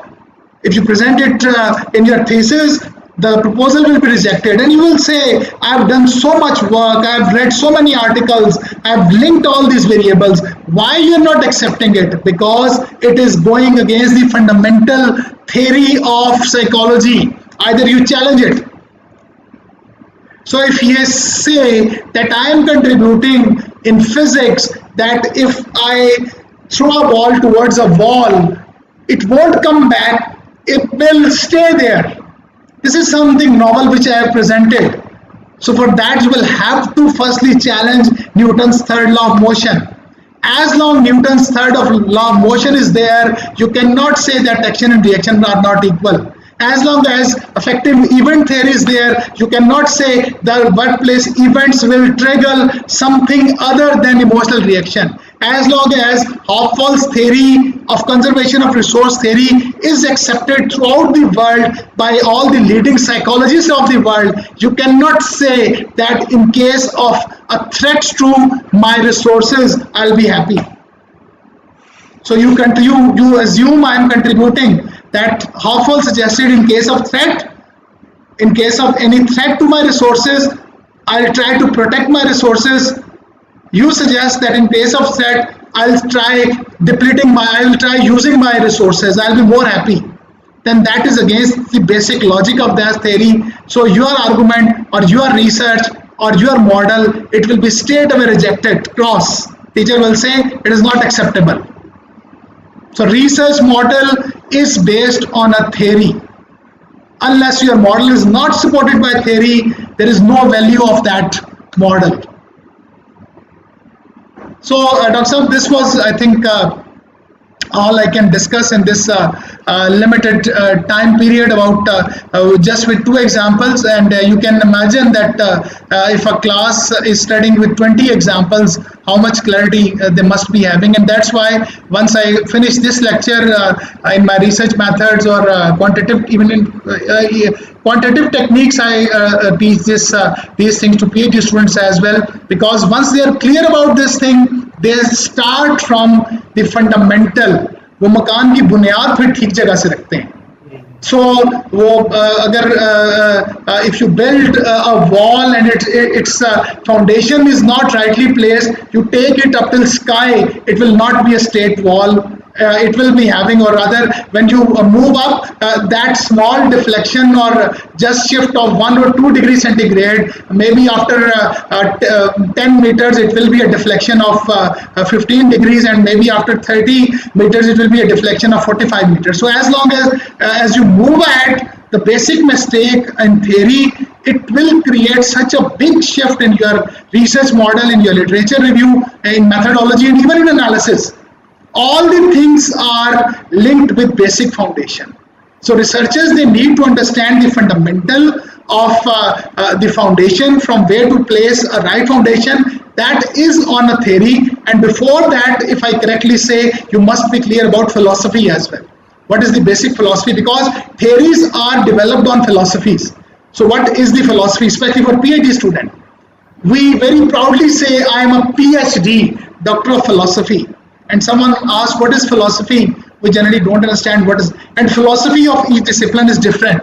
Philosophy of management is different. Philosophy of physics, you can see, you can read book of Newton on philosophy of physics. There are books on philosophy of philosophy in itself. Philosophy is a discipline, but for each discipline there is a philosophy. So for management, you need to understand the philosophy of theories, then what theories are developed on which theory, on which philosophy, which theories are developed on positivism, which theories are developed on postmodernism, which theories are based on realism, which theories are based on empiricism, and all these philosophies, and then how these theories are contributing in development of new knowledge. Then I think you will be able. So for PhD student, this is something mandatory. You cannot excel in research unless you don't study this thing. This is the basic requirement. And for master's level student, this is the starting point. If you correctly start at master's level, if you focus on these things, you can do wonders in PhD. That I guarantee. I think is my experience of last 15 years, and the people who have worked with me and published in all you can say leading journals of the world, even my students. The foundation was set at master's level, and then at PhD level they totally focused on philosophy and then these things, and then they were able to publish it. And even if you have not done this thing in the MS and at PhD level, I think you should again start from the zero. Go to the alphabets ABCD of theories, try to take help from some good experts, read good articles. I can recommend good articles in Academy of Management Review. I can share with Dr. and maybe he can share with students as well. There are a very good article with the title "What Theory Is," and then an article was written "What Theory Is Not." What theory is, what theory is not, what constitutes a theoretical contribution. This is an article in Academy of Management Review. And what theoretical contribution means when you are new in the game. That again is an article in Academy of Management Review. When you are new in the game, but you are new researcher, or what the editors. Then there was a series of articles in 2011 or 12 published in Academy of Management Journal. 7 articles they published about different components of a research paper: introduction, literature review, methodology, analysis, and all these things. And I think that is also a must read for all the researchers. And there is a very important component, which is that article titled "Setting the Hook." How you set the hook to catch the attention of the reader or researcher. So how you set that hook, that is about this theory and theoretical contribution. So with that, Dr. I must conclude. I think I will already take in 10 or 15 minutes more for your final words on this. Thank you very much. It was very well explained, presented, articulated. I'm beyond, I don't find the words, I'm speechless. You are, Dr. Saab, exceptional. You are simply awesome. The way you explain it, I could see that the audience was so highly engaged that there is bombardment of questions and there are a lot of comments. That's so wonderful session, so great and exceptional one. And I would say that Dr. Saab, you are just like an ocean of knowledge. Sir, thank you very much. The way you explained it, articulated the practical examples, you related. My all students, I could see that they say that it's so worthy session. It was so worthy session, and I could proudly say that it's one of my best session with you, Sir, I Doctor. am humbled. Thank you very much. Thank you Thank very you much. so much. And I could see the request from the students and around the world that please arrange more sessions with Dr. Sajid Bashir because it was phenomenal session. And Dr. Now I can see that I'm your fan because I Sir, learned sir. a lot from you. It's It's so a pleasure, wonderful. sir, and inshallah in future, whenever you want to arrange any session, if I have time, I'll be happy to contribute because many of my students who are attending right now, they know that I conduct many webinars at my own at different forums and at any university. If someone on the same topic, last month I conducted a session at Rifa University as well. So I am available whenever you feel like there is any topic on which I can contribute. I'll be more than happy to work on this forum. And Barrier University definitely is very close to me and my heart as well because of the people like you and very good friends and students of mine teaching there as well. So anytime I'm available for any type of session, inshallah. It will be honored for me and such a pleasure to have you on the board because, and I would like to thank Dr. Sana as well for recommending and for arranging the session with you.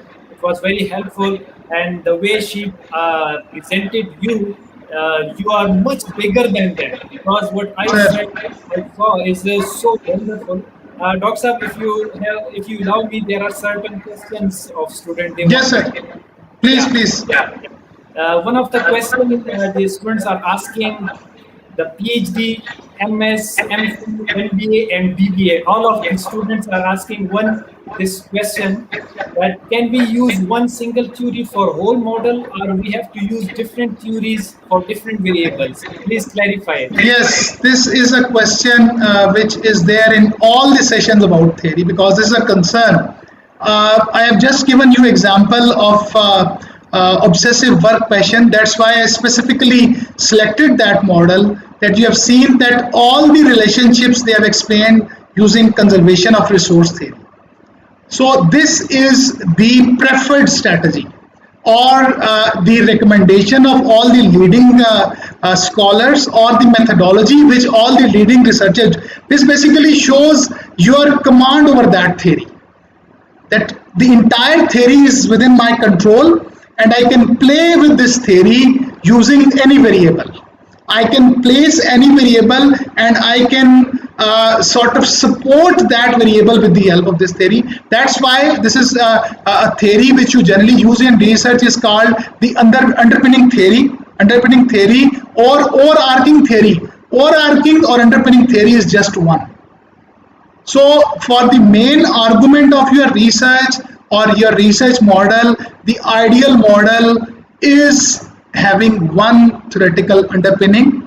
If you use more theories, I also tell you, I have seen the comments of the reviewers of the leading journals of the world, which were published in different journals. They call it theoretical ad hocism when you use more theories. They say that basically the person who is trying to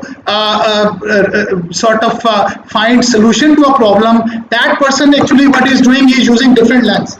He's placing two lens, and whenever he wants, he looks at through this lens, and whenever he wants, so actually you cannot solve that problem correctly. So the best strategy for good research, for top class research, is to use one, and I can again refer you or give you maybe hundreds of such articles in which of top journals in which they have supported. That's why I strategically use this example in which the entire model was, even the moderator, they defended with the help of conservation of resource theory. So that is the ideal situation. It should be supported by one theory, and there should be one overarching or underpinning theory. Very nicely said, very well articulated, perfectly answered. There is one another very famous common question which they are asking is that please, Dr. Saab, explain the difference between the theoretical framework and conceptual framework. Yes, this again is a very common question.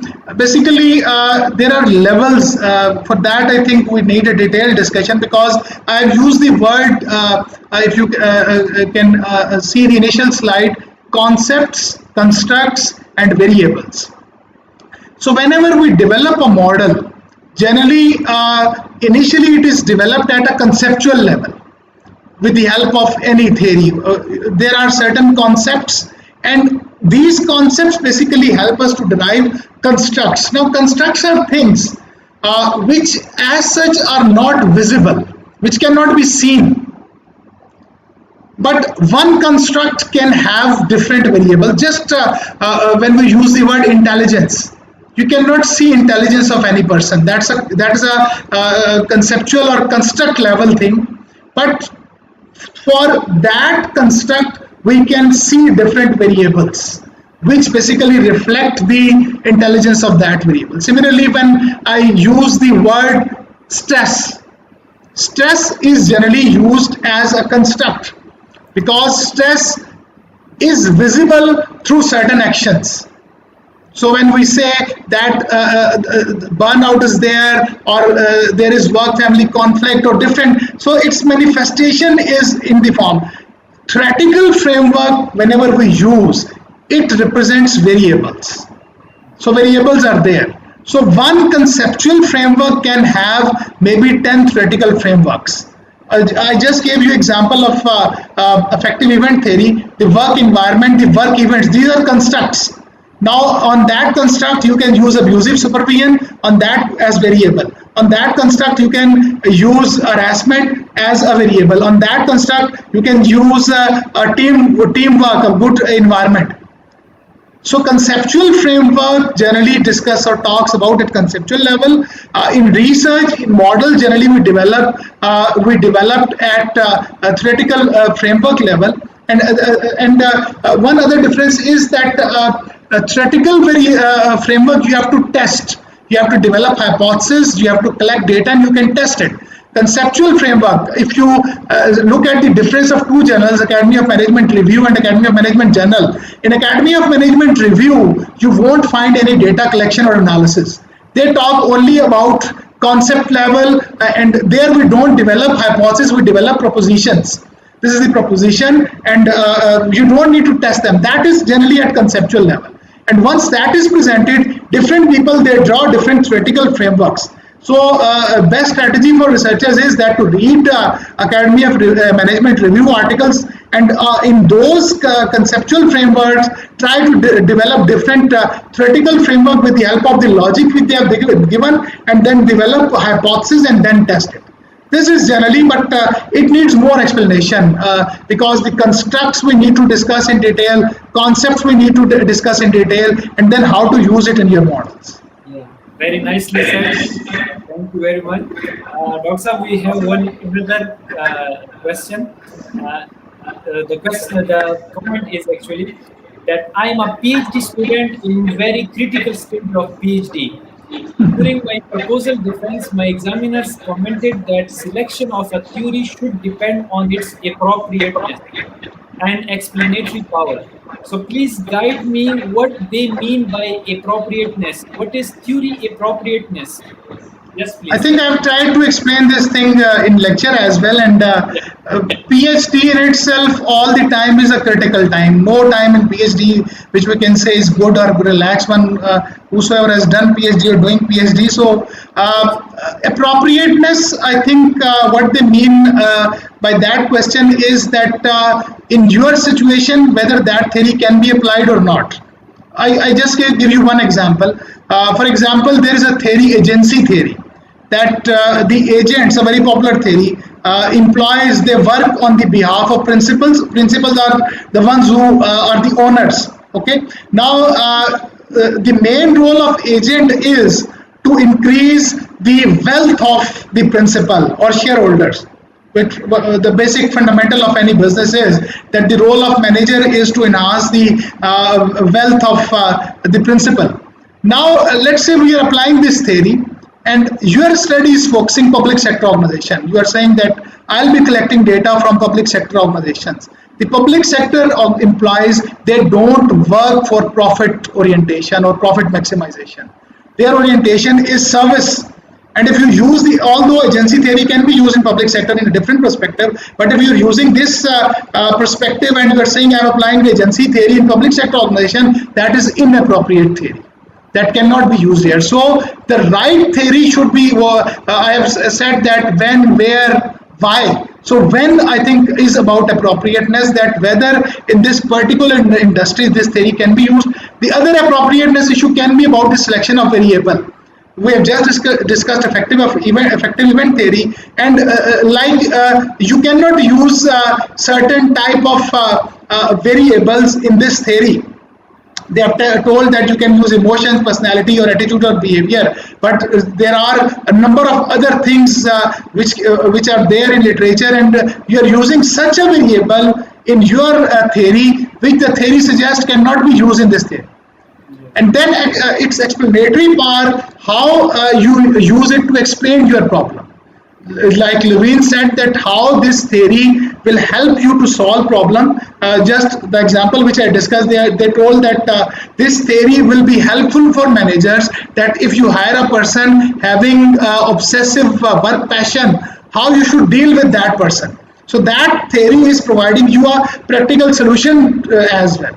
So I think at PhD level, all these questions are very important, whether you are using right theory, whether it is applicable in your situation, whether you are using right variables or not, and then whether the problem which you are addressing, how much practical implications can be there, which can be explained with the help of this theory. I think all these questions are very important at proposal stage.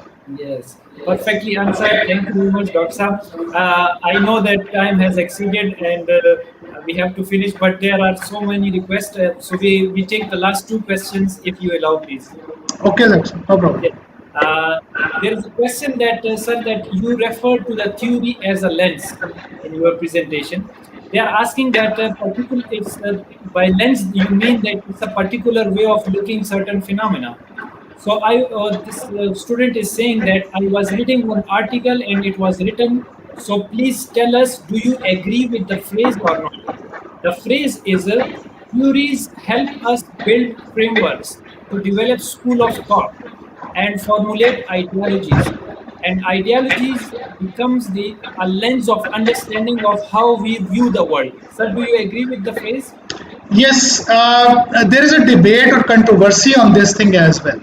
Controversy in a way that once we start looking the world using a certain lens, that becomes our selective perception. So whenever we look at the world, we try to explain the phenomena. So some people say that this is a sort of limitation, but that stage comes when you are at that level of understanding of theories, when you are at that level of you are explaining the world about any phenomena. For beginners, I think that is not applicable, because firstly you need to understand which perspectives are there, and maybe even at PhD you don't have so much time that you can see all the perspectives. Yes. So the best strategy at this level is to focus on one or two main perspectives, and then try to work on those perspectives, fully understand those perspectives, and present your opinion or explanation of the world using those perspectives. When you feel like that you are fully aware or understood that perspective, then maybe at scholarly level, all the genius or intellectuals of the world, definitely they don't talk about the problems with one perspective. They give you different perspectives, but I think that is a step-by-step movement. Step 1, 2, 3, 4. In hierarchy, we start. What is my methodology? Maybe at master's level, I just ask students to focus on one perspective. That's it. You have to do thesis using one perspective. Don't go or look any other thing. Maybe some people don't agree with me, but that is my methodology. At PhD, I maybe teach 5, 6, 7 perspectives, especially when I'm teaching to specialization classes of HR about how this problem can be resolved using these perspectives. But again, I recommend students that you may discuss in your thesis these perspectives, but ultimately you have to give solution using just one perspective, even for PhD thesis. But afterwards, sky is the limit. Afterwards, there is no restriction. You can view all the perspectives, and then you can develop an abstract thinking about all the perspective. It is just like a painter who starts painting. He starts with the basic fundamentals, then he defines his painting, then he develops a masterpiece. And the best painters, they do abstract art. So abstract art anybody can do, but when you reach at that level, when where you can see different perspectives, and then you can explain things. Yes. Very nicely said, and with a wonderful example as well. This is what they say, that when you talk to the genius, they will always simplify the things. Thank you very much once again. The last question, Dr. Saab, the student has written that I'm asking a very naive question, but please guide me in that. The question is, what is invalid theory? Invalid theory, I think I've tried to explain. Number one, no theory is invalid. Whatsoever theory is there, because the theories which are not valid, they don't have a longer life. There are theories which emerged maybe for 2, 3, or 4 years they were there, and afterwards nobody is talking about them. So a theory, when we're talking about social exchange theory, it was presented in 1959, 64, 65, and after 60, 70 years, if it's still there, it means it is a valid theory. Our models are invalid. So we have to differentiate between theory and a valid theory and model. Theory is valid, but when we use it incorrectly in our model, theory is still valid, we have incorrectly used it, our model is invalid. Theories are valid just like the laws of science. If we say that law of gravitation is valid, so when if someone is using that law wrongly, there is no problem with the law. Law is there, but we are incorrectly using it. Same happens with theories. Theories are there, hundreds or thousands of studies were, subsequent studies were conducted, and all of, majority of them support, yes, criticism is there, and based on that criticism, like Hopfall has defined his theory based on criticism. People, they refine those theories, but I don't think we can say that this theory is invalid. Or maybe it was for a certain time period, like if we take example of COVID, there are certain issues which are there only for this time period. So for this time period, we are doing research and certain studies are being published. Maybe these won't be valid after 10 years, but they are resolving problems today. So certain theories are valid for certain situations as well, and maybe they should not be used after that situation. Yes. Very nicely explained, Doctor. What I would conclude is that the session was so awesome. It was so wonderful. The way you presented, articulated, explained, elaborated. I'm speechless to say that how do you conducted that session, because I could see all the comments of the international viewers. And what I said earlier, that it's one of the best episode, the Thank webinar. you very much. It's a really pleasure to have you, and the way you talk, the way you inspire, because I could see the comment that you have simplified the things for us, which were very complicated concepts for us. So thank you very much once again, and that's our real contribution towards the world and to the planet, that we simplify the things and we play our role in a way so that people could benefit from our knowledge and things. And people like you who are really assets for us, who are our proud and our pride. And we believe that please carry on the same way, because we are your follower, we are following your footprints. And since we have leaders like you, it's a really pleasure. And I'm feeling blessed that I'm in your circle, and I have a connection with you that is very wonderful. Uh, Lastly, I would definitely say that the way you presented the energy level for 2 hours, you spoke the way that you are just full of the energy. I love that thing. And one thing I would wish that uh, I wish I could have you as my co-supervisor as well, because yeah, because I would have learned a lot from you during my that journey as well. But still, we will be in touch with you, and we will be learning from your knowledge, which is just like an ocean. So, Dr. Saab, please, your message to the world as a researcher. Uh, First of all, again, thank you very much. It was a pleasure. Since I could not see the comments of viewers, so I would afterwards I'll definitely see that what people have commented and will try to answer as well. My message to all the people in Pakistan and world is that if you do quality work in any field, there are no limits or boundaries where you can reach. So if I can recall, maybe 15 years back, when I started research, so publishing in a journal or doing research, that was something which people used to say that people from Pakistan, it is impossible. That even our friends in Pakistan or abroad, that no, how can you target International Journal of Human Resource Management or Journal of Organizational Behavior? These are the journals in which people from the top universities of the world they publish. So I think the first role was of our teachers, and that is I think which myself and my friends they are trying to do as well, is to develop this efficacy and belief in students that if you do quality work, you can publish anywhere. And I was sharing before the session the examples of my students with Dr. Saab. I have got so many examples of students who studied in Pakistan, in Pakistani university, maybe no help from anywhere, just they focused, targeted where they want to go, worked very hard, and then moved in the right direction with the help of the right mentors or guides. And you name any journal of at least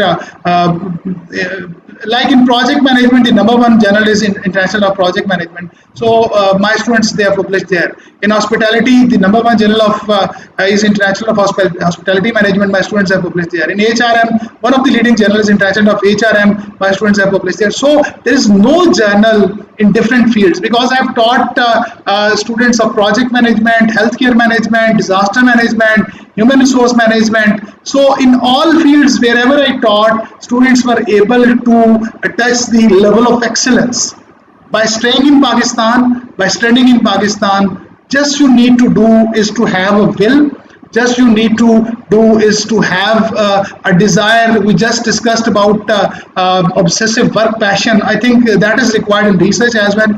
I think you can do anything, and then if you do, you can achieve anything in research. I have got examples of students recently who got appointment in good international universities. Maybe their PhD was from Pakistan, but when they were interviewed in that university, no PhD from maybe good universities of the world was able to publish in those journals where they had published. So ultimately, they decided based on their publications. Yes. So that is my message, and the people who are listening from other countries, I just want to let them know that the students in Pakistan, at least in management sciences and HRM, they are working exceptionally well. You just need to review their publications in the journals they are publishing. They are teaching very well in good universities in Pakistan and abroad. And inshallah, we are continuing this journey with activities like Dr. Saab is doing here. We have I just once read a quotation that it's not important where you have reached, but it's important how much you have traveled. So we have traveled a lot in Pakistan in research. We started from zero maybe in 2002 and 3, and today all our scholars are competing with all the leading scholars in sciences in those fields. And inshallah, within a period of 5-10 years, you will see wonders from Pakistan, inshallah.